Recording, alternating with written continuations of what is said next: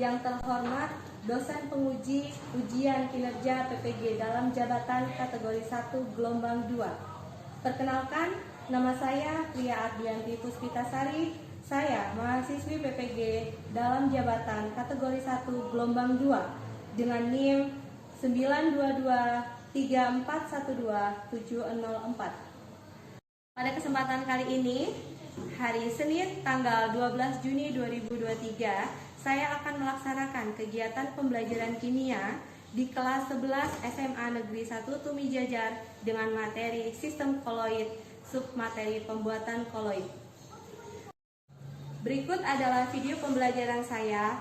Mohon masukan dan sarannya untuk perbaikan saya mengajar di waktu yang akan datang. Terima kasih. Wassalamualaikum warahmatullahi wabarakatuh. Waalaikumsalam warahmatullahi wabarakatuh. Bagaimana kabar kalian? Baik. Oke. Nah, coba udah pada pakai jas semua ya. Coba berdiri dulu, Ibu lihat. Rapi ya. Oke. Sudah rapi? Silakan duduk kembali. Sebelum kita memulai pembelajaran, marilah kita berdoa terlebih dahulu agar pembelajaran lancar dan baik. Nah, kepada ketua kelas Azhar, silakan dipimpin kawan-kawannya untuk berdoa. Duduk siap. Berdoa mulai.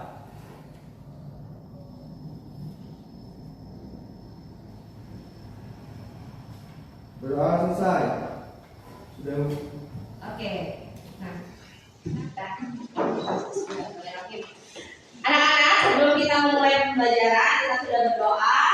Saatnya sekarang kita menyanyikan lagu wajib nasional. Untuk apa? Menumbuhkan rasa nasionalisme dalam diri kita sebagai bangsa Indonesia. Kepada Aurel, mohon untuk teman-temannya dipandu. Anak-anak sekalian, dimohon berdiri.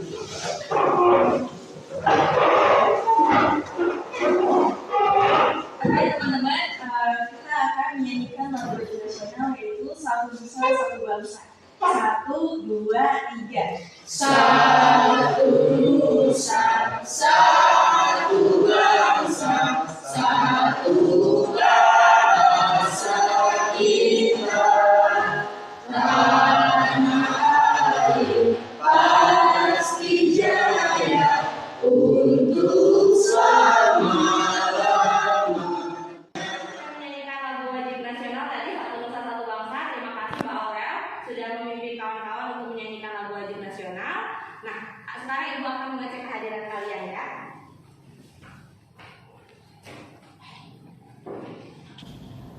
Azhar, Hadir Bu. Aurel, ini Bu. Azhara, ini Bu. Prisil, ini Bu. Roy, Taman. Oke, hadir semua ya.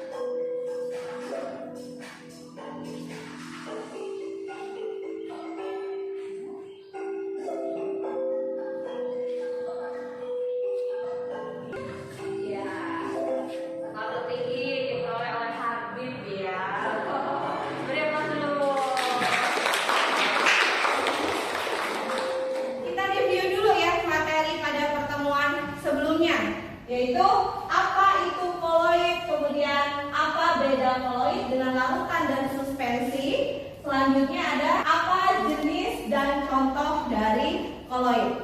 Coba Ibu mau tanya untuk pertanyaan yang pertama, apa itu koloid? Siapa yang masih ingat?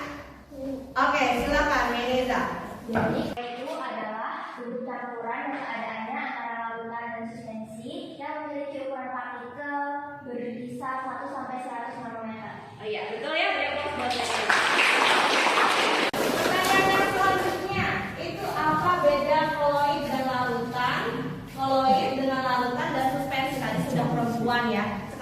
coba beralih. Ini anak cowoknya masih ada yang ingat nggak pertemuan sebelumnya? Ya, boleh siapa? Oh, Azhar, silakan. Nah, kalau suspensi itu kalau dari bentuk fisiknya tuh keruh ya, dan dia tuh partikel terdispersinya tidak bisa dilihat dengan mata. Oke. Kemudian kalau yang lainnya, koloid. Nah, kalau koloid itu ininya keruh sampai jernih. Oh ya, terus sampai jernih. Bisa dilihat itu dengan mikroskop ultra. Oh, iya, betul. Kalau yang larutan? Nah, kalau larutan itu jernih, partikelnya itu nggak bisa dilihat walaupun pakai mikroskop ultra. Oke, beri aplaus dulu. Yang terakhir, pertanyaan terakhir, apa saja jenis koloid dan contohnya? Siapa yang bisa? Oke, jadi salah satu jenis koloid itu salah satu terdispersinya gas. Ya. Jadi terdispersinya cair yang menjadikan dia koloid bernama buih. Contohnya seperti sabun, pasta, dan lain sebagainya. Benar ya? Benar. Coba yang cowok ini. Boleh beri aplaus buat Aurel dulu. Oke, Tama. Silakan. Untuk faktor dispersinya itu padat, Ya. medium dispersinya itu cair menjadi koloid yang bernama sol. Untuk contohnya itu tinta, lem cair dan lain sebagainya. Iya, benar ya. Kalau aku belajar pada pertemuan sebelumnya, kalian sudah paham. Nah, selanjutnya kita lihat mengapa sih kita harus belajar koloid termasuk hari ini. Ya, hari ini kita akan praktikum pembuatan koloid. Tapi sebelum itu kita harus tahu dulu apa manfaat mempelajari koloid. Nah, manfaat mempelajari koloid di industri kosmetik. Kalian suka pakai lipstik ya enggak? Sabun cuci muka? Mungkin Azhar pakai lipstik? Oh enggak. Atau Jakit pakai sabun cuci muka? Iya dong. Kalau cowok tetap pakai sabun cuci muka. Kemudian makanan ini, Roy suka es krim. Suka es krim tidak? Siapa yang suka es krim di sini? Semuanya ya, termasuk ibu juga ya. Nah, ada industri farmasi, obat-obatan. Kemarin Habib sempat sakit minum obat ya, Bib ya. Iya, obat-obatan itu juga termasuk contoh koloid. Kemudian yang terakhir, proses dunia kesehatan, proses cuci darah. Rafa nanti kalau misalnya jadi dokter ya, kalau melakukan proses cuci darah itu menggunakan prinsip dari sistem koloid. Pembuatan koloid itu ada beberapa caranya. Ada pengendapan, ada cara redox, kemudian ada hidrolisis, substitusi, penggantian pelarut. Sedangkan kalau untuk cara dispersi ada mekanik, Busur breeding, kemudian homogenisasi, dan yang terakhir iya, peptisasi. Nah, penjelasan secara lanjut itu ada di bahan ajar di buku yang sudah Ibu share di grup WA. Coba dicek dulu grup WA-nya. Kita akan praktek melihat apakah iya begitu. Akhirnya nanti akan menjadi koloid. Kita mau praktek apa? Tujuan pembelajaran hari ini yaitu melalui problem based learning, peserta didik mampu menganalisis pembuatan koloid, ya, pembuatan koloid melalui aktivitas diskusi yang baik dan benar. Yang selanjutnya, melalui model pembelajaran problem based learning, peserta didik mampu melakukan percobaan produk koloid melalui aktivitas praktikum dengan baik dan benar. Yang terakhir, peserta didik melalui model pembelajaran problem based learning, peserta didik mampu menyajikan hasil percobaan pembuatan koloid melalui aktivitas praktikum dengan baik dan benar. Jadi nanti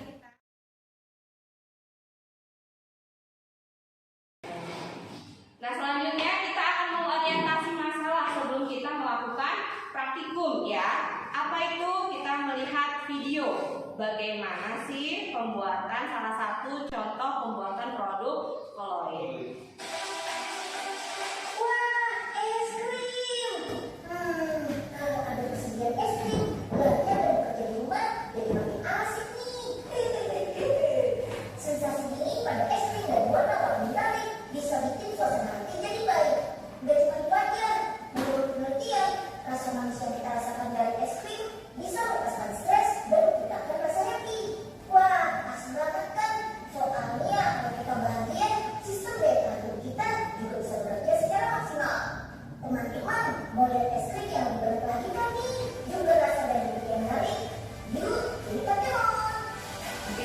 cara pembuatannya ya. Oke. Oh iya, teman-teman tahu nggak kenapa makanan bakul yang satu ini disebut dengan nama es krim? Ini dikarenakan bahan baku yang dipakai menggunakan produk susu berupa krim yang mengandung lemak hewani. Kaya akan kalsium untuk kesehatan tulang loh. Makanya salah banget mitos yang bilang es krim gak ada gizinya. Bisa dilihat di situ ya anak-anak. Semua Bahannya dimasukkan di dalam wadah yang berputar. Berarti ada pengocokan.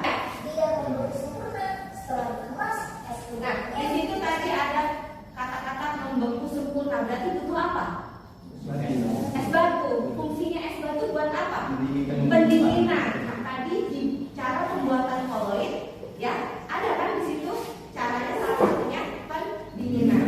Oke, kita lanjut ke presentasi yang selanjutnya. Kita lihat dulu di sini.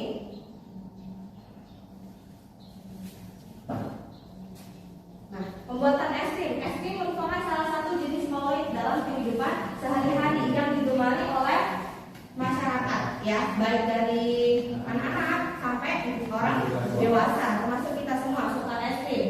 Nah, es krim ini harus dikonsumsi secara baik karena kalau berlebihan akan mengganggu kesehatan. Dari pembuatan video tadi, ada tidak muncul rasa penasaran kalian? Muncul. Apa pertanyaan apa kira-kira?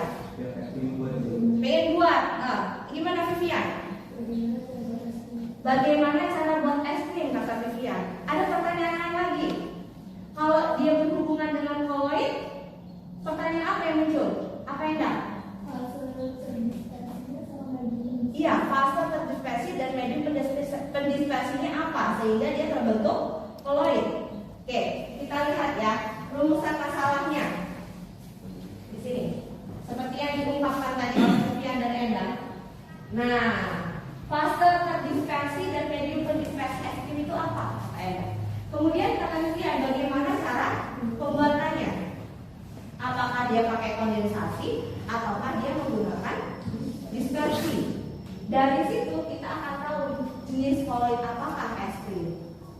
Orientasi masalah sudah. Sekarang Ibu akan memfasilitasikan kalian untuk membagi dalam beberapa kelompok untuk melakukan diskusi dan praktikum. Kelompok pertama ada Zaki, Rafa, Isna, Dini, dan Vivi. Jadi kelompok pertama ada di sini, kelompok kedua di sini, 3 dan 4. Oke, silakan ke tempat duduknya masing-masing sesuai dengan pembagian kelompok yang tadi. Akan Ibu bagikan LKPD ya. Jadi kalian mengerjakan sesuai dengan yang ada di LKPD.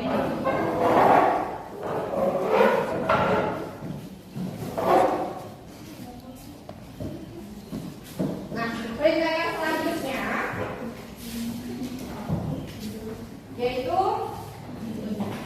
mari kita berdiskusi dan praktikum. Bacalah LKPD dengan cermat, kemudian jawab pertanyaan yang ada di dalam lembar kerja peserta didik secara berkelompok. Di situ sudah ada bahan-bahan untuk praktikum. Nanti silakan kalian mengambil bahan yang ada di sebelah kanan Ibu ya. Praktikum boleh dimulai, diskusi silakan.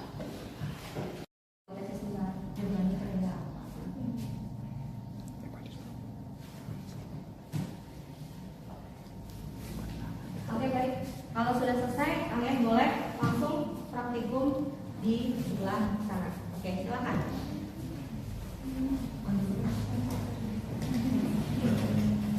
Di bahan-bahannya di sini. Ayo.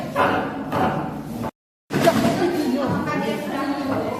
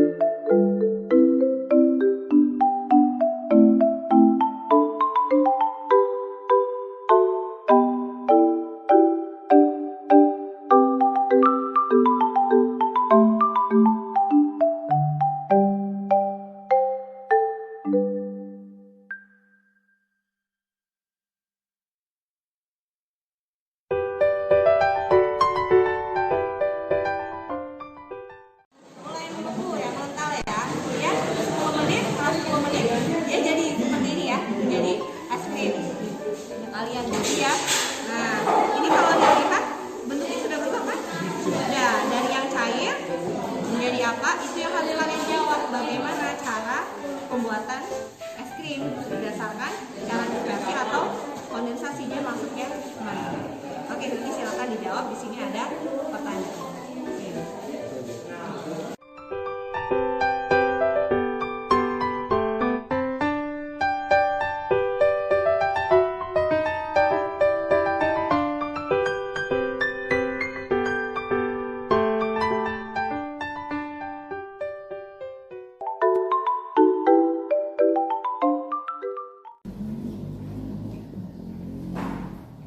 Oke, kita siapa? Udah diselesaikan? Kesimpulannya apa?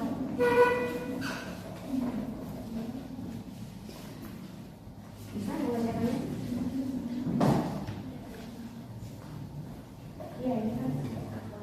Setelah selesai, kalian akan presentasi.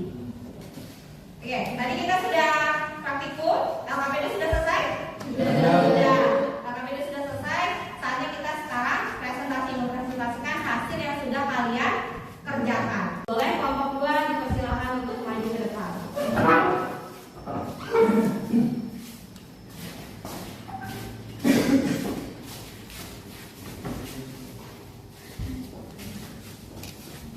Ya, silakan. Sebelumnya, Assalamualaikum warahmatullahi wabarakatuh.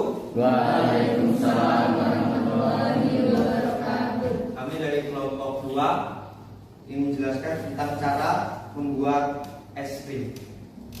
Ya, silakan. Nah, pertama-tama itu cara membuat es krim, yaitu kita butuh plastik, susu, dan untuk rasanya bisa coklat atau cappuccino bisa. Nah, jadi pertama itu kita butuh plastik kita masukkan susu biasa aja pertama. Susu apa? Boleh susu kental manis? Boleh?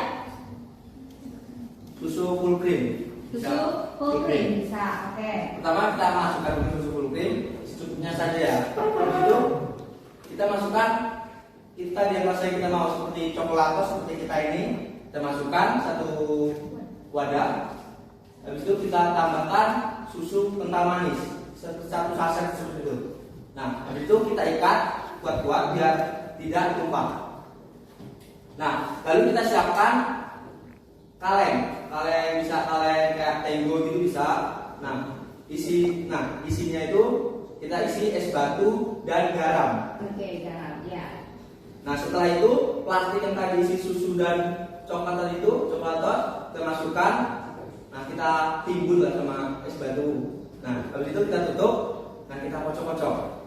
Iya. Kita kocok-kocok paling 10 menit itu nanti akan berubah menjadi padat, susu itu menjadi es krim. Tadi awalnya apa? Cair ya? Cair. Terus jadi padat setelah 10 menit. Ya, oke. Lanjut. Nah, waktu untuk pengocokan itu kan 10 menit. Nah, di 5 menit pertama itu akan ada pembekuan yang terjadi di dalam es krim tersebut. Setelah 10 menit itu es krim tersebut akan menjadi beku. Dispersi dari es krim ini cair, kemudian medium pendispersinya juga cair. Waktu pengocokan ini kan tadi 10 menit. Dan di 5 menit pertama, es krim ini mulai membeku, tapi tidak membeku secara sempurna. Baru di 10 menit dia membeku secara sempurna. Berapa sih waktu yang diperlukan suhu cair untuk memadat menjadi es krim? Waktunya itu kurang lebih 10 menit. Berdasarkan fase terdispersi dan medium pendispersinya, termasuk ke dalam jenis koloid emulsi. Yang selanjutnya yaitu buah padat, susu yang sudah memadat. Buih padat yaitu susu yang sudah memadat. Langkah manakah yang menunjukkan proses pembuatan koloid dengan cara kondensasi dilakukan melalui proses pendinginan menggunakan es batu dan garam dan ditambahkan dengan pengkocokan. Ya, kenapa dikocok itu biar apa? Agar es krimnya lebih mudah membeku. Iya, lebih cepat ya, dibantu dengan proses pengocokan. Setelah teman kalian presentasi di depan, apakah ada dari kawan-kawan yang ingin bertanya pada kelompok yang ada di depan? Permisi Bu, saya mau tanya ke teman-teman. Boleh. Teman-teman tahu nggak fungsi garam dari pembuatan es krim itu untuk apa? Izin menjawab Bu. Jadi fungsi garam dalam pembuatan es krim ini, garam saat dicampurkan dengan es batu ini dapat menurunkan titik beku dari es batu tersebut. Sehingga es krim yang berada di dalam kaleng yang terdapat es batu yang sudah dicampurkan garam tersebut bisa lebih cepat membeku atau mengkristal. Sedangkan apabila tidak terdapat garam, maka es batu tersebut lebih akan meleleh karena menyerap panas dari sekelilingnya. Begitu, Bu. Nah, ini ya, nanti untuk menurunkan titik beku akan kalian pelajari dalam materi sifat koligatif larutan di kelas 12. Sudah berarti ya? Boleh ditutup, silakan. Itu tadi presentasi dari kelompok kami mengenai pembuatan es krim. Kami ucapkan terima kasih. Wassalamualaikum warahmatullahi wabarakatuh. Waalaikumsalam warahmatullahi wabarakatuh. Boleh, Bu, sekali lagi. Baik, tadi sudah presentasi, sudah praktik itu. Sekarang kita bahas ya. Nah, jenis koloid yang ada pada pembuatan koloid es krim tadi adalah emulsi, cair, fase terdispersinya cair, medium pendispersinya juga cair. Namun dia menggunakan cara kondensasi, yaitu pendinginan menggunakan es batu. Oke, nah kita sudah belajar. Coba ada nggak yang bisa menyimpulkan dari awal sampai akhir secara lengkap dan detail?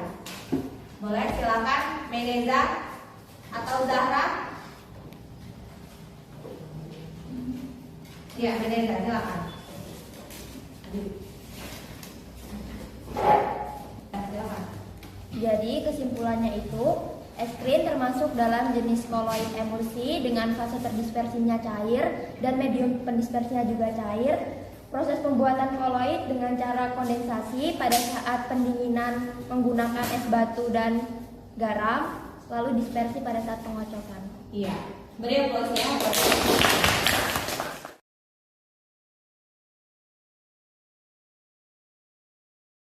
Penghujung pembelajaran yaitu mari kita melakukan refleksi. Yang pertama, apa 3 hal yang kamu pelajari hari ini? 3 hal. Selfie, 3 hal yang kamu pelajari hari ini apa?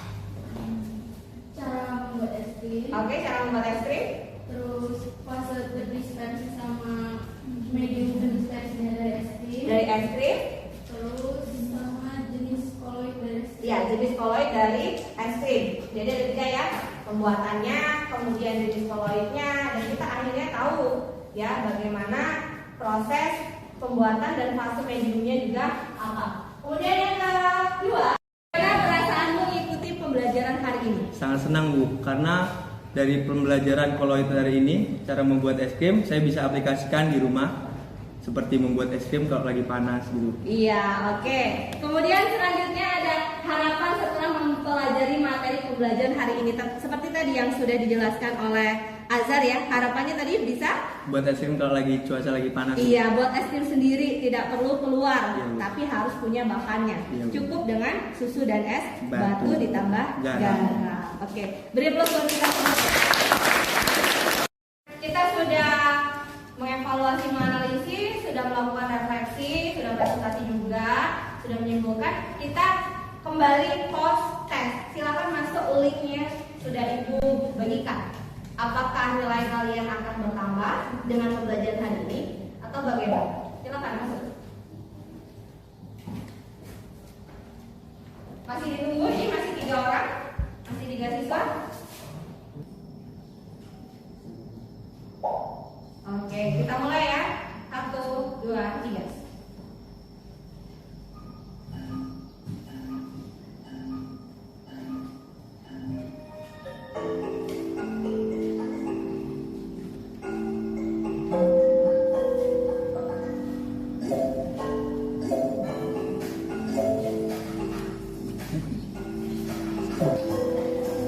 Oke, selesai ya.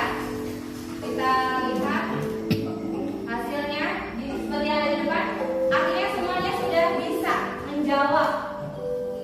Ya, yang pertama Aurel, berikut semua Aurel, kemudian Tata dan Afif. Ya. Artinya apa? Pembelajaran kali ini kalian sudah memahami sehingga bisa menjawab soal dengan baik. Semoga apa yang kita pelajari hari ini bisa sehari-hari ya.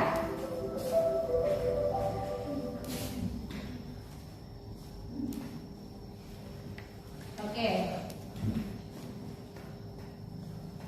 Nah.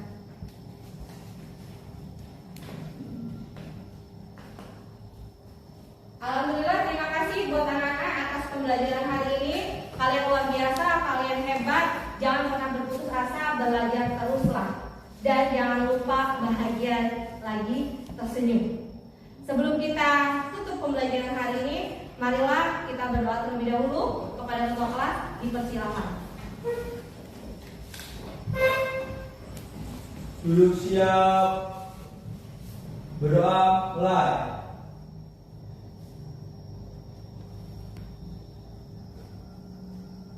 Berdoa selesai. Salam pada guru.